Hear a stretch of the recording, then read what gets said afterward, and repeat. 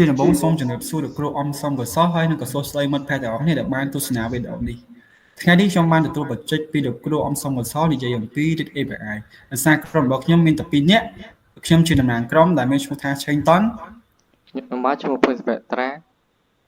ថ្ងៃនេះខ្ញុំនឹងបកស្រាយអំពីការ Read API ដើម្បីកុំឲ្យវែងឆ្ងាយយូរខ្ញុំនឹងចូលទៅក្នុង home page ជាមុនសិននៅក្នុង home page នៅក្នុងនេះខ្ញុំនឹងនិយាយពីការ Read API តាក់ទងនឹងព័ត៌មានផ្សេងៗមានជាច្រើនដូចខាងក្រោមនេះជាដំបូងនៅក្នុង home page នេះដើម្បីខ្ញុំតង់ពីព័ត៌មានផ្សេងៗនេះខ្ញុំអាចចូលទៅក្នុង interface នៅខាងលើនេះគឺប្រាប់អំពី detail page និង information នៅក្នុង detail page information ហ្នឹងវាមានរូបភាពជាច្រើនឧទាហរណ៍នៅក្នុងនេះវាមាន description BCC ព័ត៌មានផ្សេងៗវាអាចមានប៊ូតុងក្នុងនេះមានដូចជា sell feature និង information មានប៊ូតុងដូចជា all information detail ហើយនិង more ហើយនៅខាងក្រោមនេះជា detail page ផ្សេងៗតាក់ទងក្នុង detail information នេះដើម្បីខ្ញុំឥឡូវនេះខ្ញុំនឹងចេញពី detail page information នេះខ្ញុំនឹងស្វែងរកព័ត៌មានផ្សេងៗទៀតដូចជាខាងលើនេះរូបទី2នេះតាក់ទងនៅក្នុង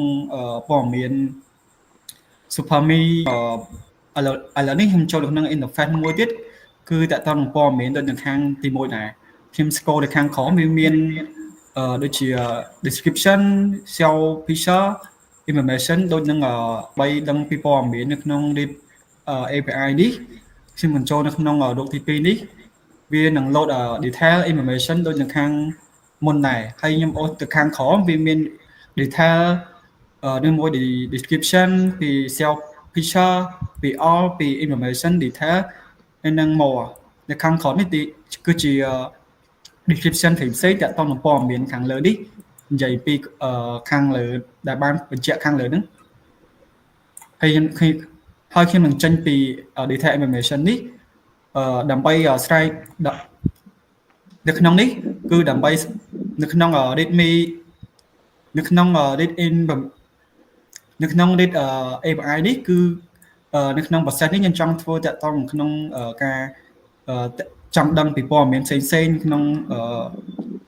ពីបច្ចុប្បន្នឬអញ្ចឹងឬក៏ជាព័ត៌មានផ្សេងៗព័ត៌មានថ្មីដែលបានផុសលើនៅក្នុង read API នេះខ្ញុំស្គាល់ទៅខាងក្រោមគឺមានដូចខាងលើដែរគឺតាក់ទងនឹងក្នុង read API វាមានព័ត៌មានផ្សេងៗដូចនៅខាង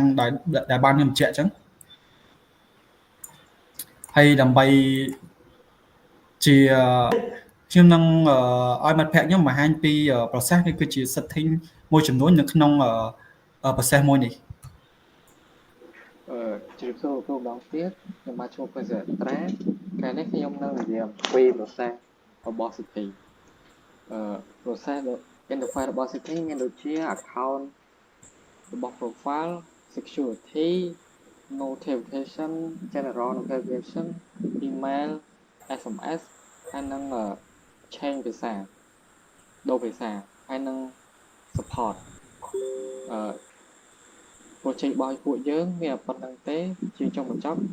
ពួកយើងសូមអរគុណដល់លោកគ្រូដែលបានទស្សនាវីដេអូរបស់ពួកយើងហើយបើ